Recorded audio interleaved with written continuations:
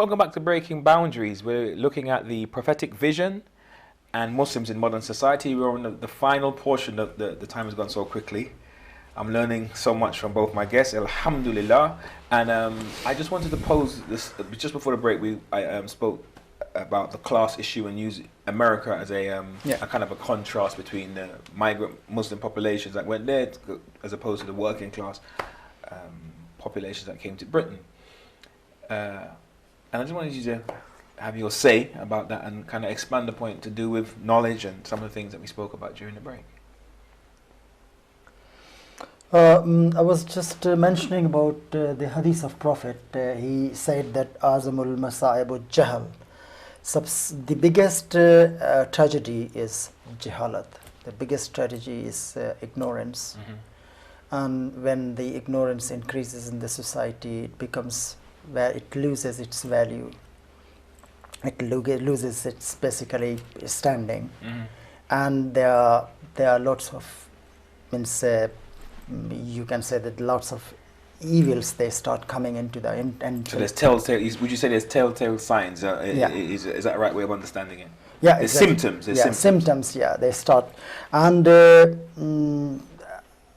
that's why it is vitally important. It's very important. It's individuals. Each individual family's responsibility to basically look after the need of their children and give them proper education, because we are living, Hazrat Ali alayhi salam said that if you are living in a place where you have got the opportunity, I'm not exactly saying the hadith, but this is the meaning, that if you have got an opportunity, try to use it, don't let it go, because opportunities are like cloud, it will come and pass away. So if you don't use it, you will lose it. So you have the best opportunity, you have the best schooling system, you have the best higher education system, you can send your children for a good education. What you need to contribute towards your children's life, children's education, you need to be a bit more cautious, extra cautious, and take care of their education, their basically progression, look after them, look after their needs, push them, so that when they grow up, they will be a better human being. And it will be good for the society, local means country, and as well as for your family, for your own community as well. So you are leaving behind. It will be a benefit. It will be, you will be leaving behind an asset for the society, common society, religious society, and for your family as well. If you are leaving an illiterate child behind you, what you are doing, he may forget you, because you need to, it is your responsibility to give good education to your children. And you have this opportunity, you don't have any excuse here, because there are facilities available. You can just need to use it, proper use it, send them for education, encourage them, show them the path, how far they can go there, and show them that, encourage them. Because some of the family, they don't encourage their children because they themselves, they are not very highly educated, but they need to put some effort into themselves as well to think, and then obviously, or otherwise, ijtima, congregation is very important in Islam. That's why Islam always has encouraged to go into a congregation, the Friday prayer, Eid, Baqarah Eid, and other congregations, meet your people, meet others people, try to learn from even them. The daily prayers, we get more blessings by so if you think that you are not able to guide, don't be ashamed of asking somebody who knows better than you, that those people who they don't know and those who know, they cannot be equal at all. And there are always difference. Those who know, they are always on a higher position than those who that do not know. So you can consent with them and ask them what to do and what not. Do you think there's embarrassment then on a part of amongst some individuals or families, because or parents? The tradition of learning, Prophet has left behind. As I told you, he didn't leave any basically wealth, legacy, or anything. The tradition Prophet has left behind is seeking knowledge and knowledge. If you go near to that, if you are interested in achieving that, you will be benefited and you will be enlightened. So for achieving knowledge, you need to step forward, you need to take some effort, and then you can achieve it. You can take help of your brothers, you can take help of your community members. There is no problem. Community is very important in your Islamic society, and the community, you are the part of the community. If you can't take the opportunity, if you have the opportunity to take the benefit of that, you can ask those who are more knowledgeable than you. You must go and ask them. And if you know and you are happy enough that you can guide your children properly, you must guide it, because there is no excuse. Talabul ilmi farizatun ala kulli muslimin. On all Muslims, it is obligatory to get education, to get knowledge. So you think some people may think, no, it's only for the scholars to know. You know, I'm not a scholar, so I must push myself. You know, there's those that know, and I may read it. He has become a scholar because his parents put effort into him. He could have never been a scholar if his parents had never viewed him as a scholar when he was a child. Because his parents' effort that brought him to this position. If the parents were, obviously they were not able to guide him properly, or they were not very inspire and encourage they had him. no vision or encourage, that he could have been lost long before. So it is you who create scholars, it's you who create intelligent people for the future. Inshallah. So it is not the responsibility of child to learn himself, it's responsibility to guide them, it's parental responsibility, it's guardian's responsibility to give them. And no matter it is your child or whosoever's child, you need to move a step forward and help others as well in this direction if you can do it. Don't be cellular, don't be completely confined into your own interest. Selfishness is not a good thing. If you have the vision, you benefit others as well. So be willing to share, you're saying? Share it with others as well. Because sometimes people think that who does anything for me, so why shall I do? So this attitude Islam doesn't recommend at all. And you need to be helpful for others, because those people who benefit other people, they are the most appreciated people in the eyes of Allah. Absolutely. This is the hadith. Yeah. They are the most. This is hadith of what I don't know. I said Prophet. It is hadith of Imam Ali alayhi salam. That the best people are those who are beneficial for other people, who provide benefits to other people. And as I told you, akhlaq is very important. That Imam Ali said that when you meet people, when you are in your community, among people, you need to be polite and humble. You need to be polite and humble and respect their family, respect their women. This is Imam Ali saying. That respect women. Women is very important in society. You can't say that woman is... I just said Salamun Alaikum to gentleman and I didn't take whosoever lives in that house. No. This has been the tradition in Islam, that when you go to somebody's house, if his wife is not your sister or anybody, you must send salam. If she is now mahram to you. So give respect to women. It's a courtesy and a respect. It's a courtesy, yeah. This is akhlaq. So this is a courtesy and this is akhlaq. This is very important. We need to be beneficial for the community, not for only my family. If we have vision, if we can provide some benefit to the community, we should come out, we should go a step forward and do it. And also those who are at the receiving end, they should come forward as well, that they shouldn't wait that this is his responsibility. They should come forward and ask and involve themselves, and there is no need to be shy. So there's nothing to be ashamed of.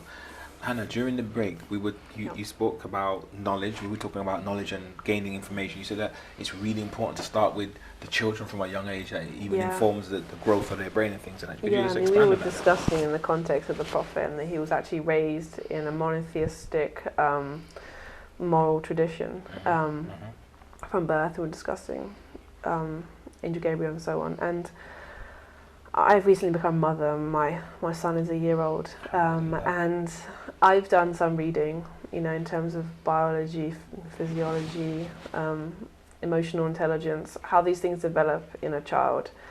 And the conclusion I've come to that it starts at birth. In fact, it starts when the child it starts before conception. It starts. The woman should be in peak physical health before she conceives. She shouldn't have any nutritional deficiencies because these impact upon the fetus as it's developing in the womb. While she's pregnant, she should have optimum nutrition. And this is not necessarily the nutrition that we think is the healthiest diet nowadays. It's actually a very traditional diet, which has, if you think about traditional societies and native peoples, they rely a lot on animal meat, organ meat, animal fats, but also fruit and vegetables. Yeah. It's very traditional, unprocessed food. Natural foods. Natural foods, but then processed in traditional ways. It relies upon understanding of optimum nutrition and how you gain nutrients from food. There's you must combine certain foods to, for example, it's better to have animal fats with vegetables because it increases the absorbency of the actual minerals and vitamins, things like that. Preparing grains properly. These are really important for the mother to take in optimum nutrition so the baby develops properly. So it prevents physical deformities, optimum development of the brain. So the child it's going to develop its potential. And this is what I think this is a godly aspiration, Indeed. A godly desire that we all achieve our potential. And then also, I was told while I was pregnant that by a Muslim brother who's not a scholar, he said, but I think he'd taken it on from his traditional cultural background. He said, even what you think affects the fetus. And someone else, another brother from another cultural background said, you should make sure you're in an absolutely very low stress situation. Sure. And I did this, and then I read later that scientific research shows that stress of the mother while she's pregnant impacts upon the child developing, and it can lead to sensitivity when they're born to stressful situations. So the classic crying child is partly a byproduct of stressful situation in the womb. So I think nowadays a lot of women are working very late into pregnancy and not getting maternity leave until 34 weeks, I think. It's 33 weeks.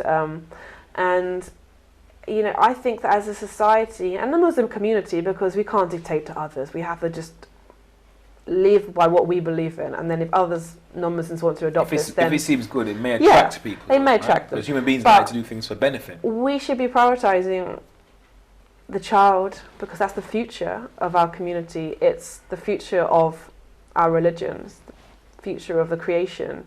And we should be prioritising motherhood. And this means that these kind of factors should be considered. And then we think about when the child's born. Again, nutrition is really important for the development of the brain and the body of the child, the physiology. And then how you actually...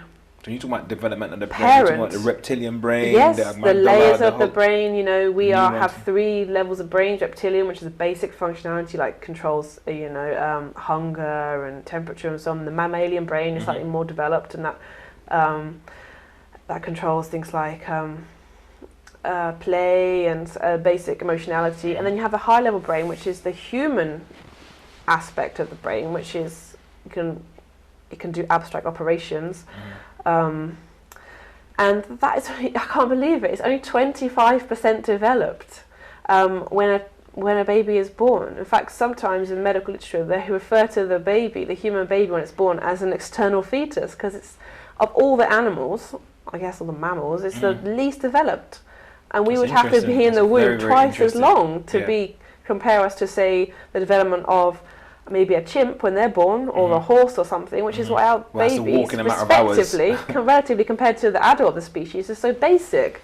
And then the emotional intelligence is very much of the child, which is really important for Islam, and it's very much overlooked because it dictates the innate morality, the innate moral capacity and manners, in the sense that how you connect to other human beings, how you understand them, like compassion, which is central to the Quran.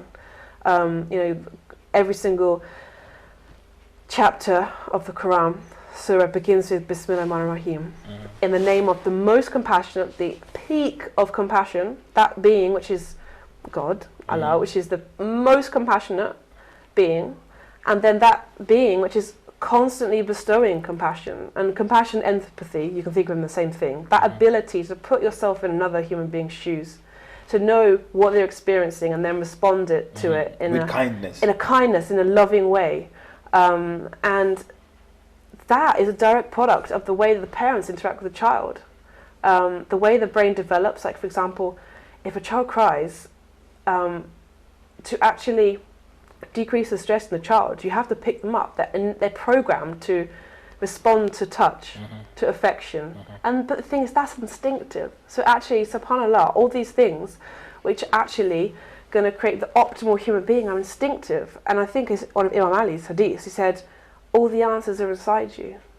So I believe, come to the conclusion that actually the way we live and our child rearing processes actually dictate our ability to know God and understand our religion. Because say that again. That was quite profound. I need to repeat that. Our child rearing practices, our family parenting practices, dictate our ability to know God, to know His plan in creation, and to actually be a good Muslim. Because if you have that faulty nurturing, which creates faulty wiring in the brain, you could say, the child has a faulty psychology, which is going to affect a faulty morality, and they're going to be a faulty human being. And then it also goes on to nutrition. Optimum physical development is a direct product of your nutrition. And I've actually been trying this diet, which is based upon the traditional unprocessed foods. And although I've had obviously some lapses here and there for Christmas and so on, but when I've stuck to it rigidly for a couple of weeks, so don't look at me now, guys, but honestly it's had a profound impact upon my health and my husband's, because as adults that have probably had a less healthy diet, and I'm not saying unhealthy, but some things that we traditionally think is unhealthy in modern times, like we think low fat is healthy, we think loads of wholemeal grains are really healthy. Actually, wholemeal grains contain things called anti-nutrients, which if you eat them, they can actually reduce the amount of nutrients you get from food. Are they acidic? No, they have things called, for example, phytates in them, which bind to vitamins. And so if you eat, for example, a wholemeal bread with, I don't know, tomato and whatever, something, it's going to prevent the absorption of the vitamins in that tomato or the meat or whatever. And if you have this over a long time and you have a lot of these products, you can end up in a slightly malnutritioned, and actually high fat in moderation. You know, having high fat products like whole fat yogurts and cheese and butter is actually good for you, but obviously in moderation. Doesn't mean you should be eating a bar of butter every day, but a balance. You need some of these in your diets, but nowadays we think it's abhorrent to eat butter, a lot of people, but actually margarine is just pure junk for your body, and your body can't process it. It's not designed to. So I think actually we need to get back to a very natural way of living, and this is a challenge I think for modern times, because I've come to the conclusion that very natural parenting, like for example, there is something called natural parenting. It's a phenomenon, like women that breastfeed extended amount of time, because in traditional societies, a child will naturally wean between age of 2.5 and 7, but it's normal nowadays, barely any women get up to the 6 month mark.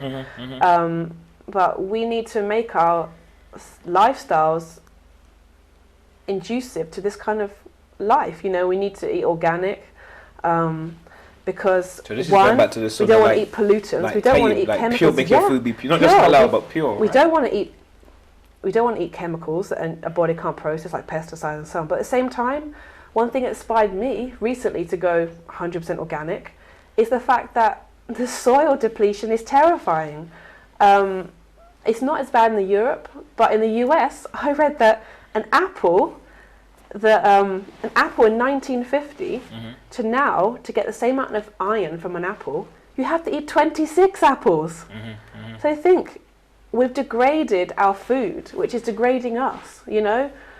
We are becoming less healthy, less intelligent, you know, because if you read about child, you know, the brain is developing and it needs lots of oils and so on and things to develop optimally. So are we making ourselves dumber? We're making ourselves less physically fit. I mean, if you look at native peoples, they could do extraordinary feats of exercise, like running all day to hunt animals and so on. They had no chronic diseases whatsoever. Yes, we've probably progressed in terms of bacterial, you know, infectious diseases, but then the challenge is, how can we be true to that? How can we live that lifestyle which leads us to truth? Which is best for us, because I believe that one of the goals of Islam is optimum human welfare, you know, well-being. I believe God wants that for us. To live into and your that's potential the and your tradition, well-being. Yes, that's the sunnah. How do we live that in modern times, you know, where we also want, for example, women to be active and pursue their intellectual aspirations, all these kinds of things. I mean, it's a very difficult balancing act nowadays for parents and families, you know, working, nurseries and healthy lifestyle, eating. I think food is one thing that we've deprioritized so much, you know, with convenience meals and snacking. I blame that microwave. Microwave is another thing that you should ban. So I think that as a community, we could become leaders in ethical living. But this is something to consider, because it starts from birth. The child, I think, is such a human being, is such a fragile thing, and I think there's a lot of mothers watching that be gripped by what you're saying. Easily can be damaged, you know, psychologically, because if, for example, another thing, sorry, I'm probably going on too much, but sleeping of a child, natural environments, they will co-sleep. The child will sleep in infancy with the mother, sometimes up to the age of 5. And putting a child, detaching it from the mother and putting it in a cot. And there's various methods of like getting a child to sleep. One thing is called cry it out method, and I don't want to offend any mothers out there, it's horses for studies courses now.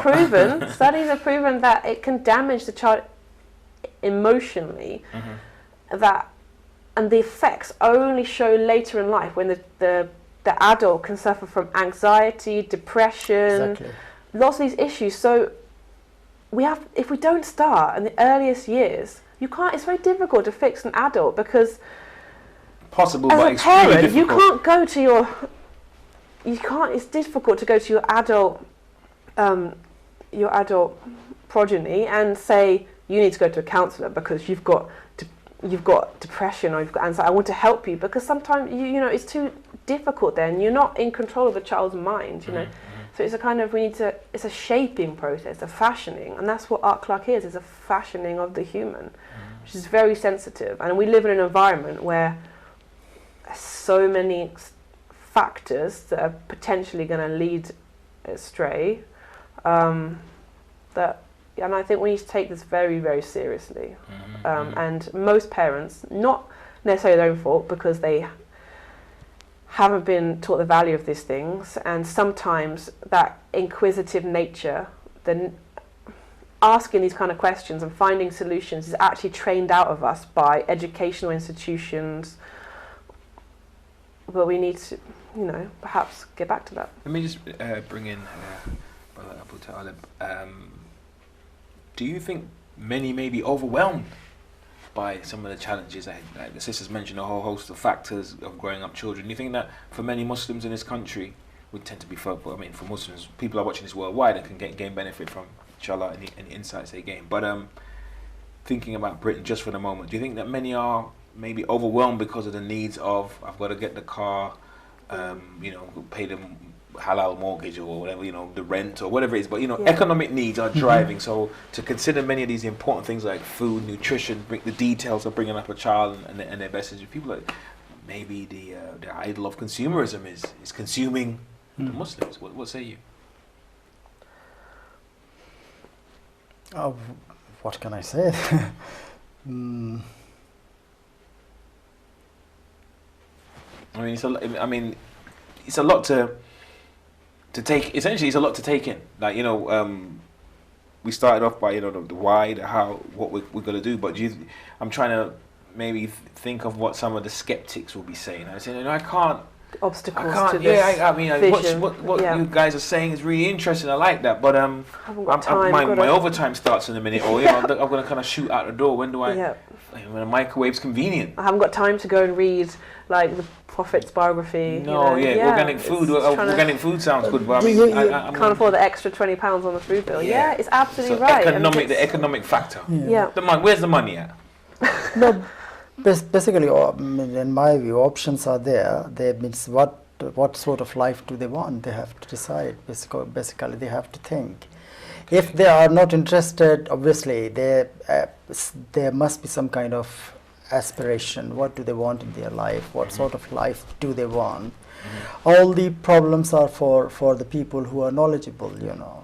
There is no problem for who they don't like to think, who they don't like to take the responsibility. If they are not interested, that's not a problem, because there are people in every society, in every religion, in every everywhere. There are people who are completely ignorant. They are not interested. But the problem is only with the people who are aware, who are knowledgeable, and who are afraid of consequences. So they are.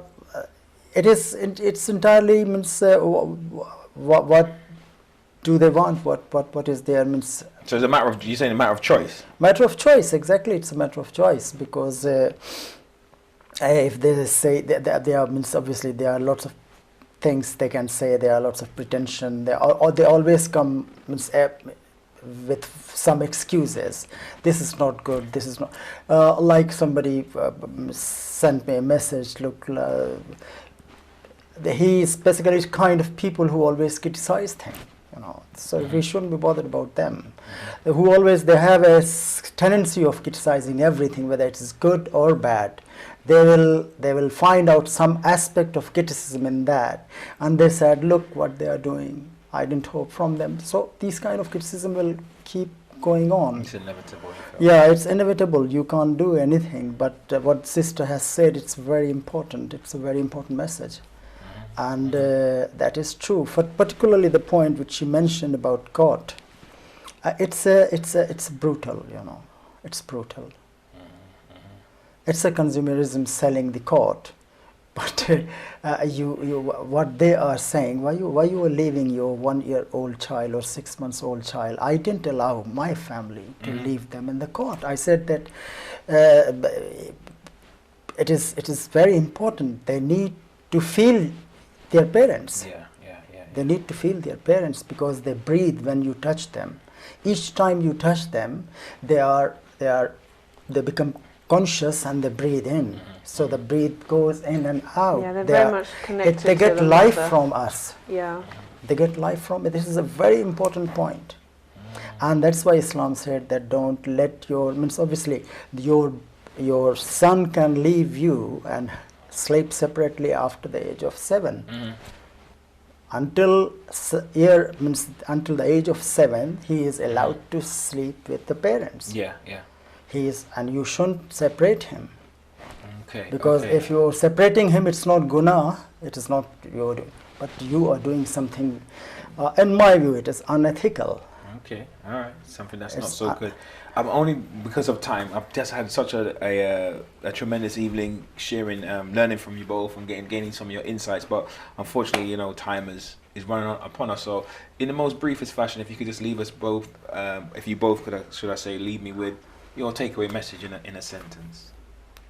For no pressure again, but if you can keep it short. There's a hadith I will say at the end that.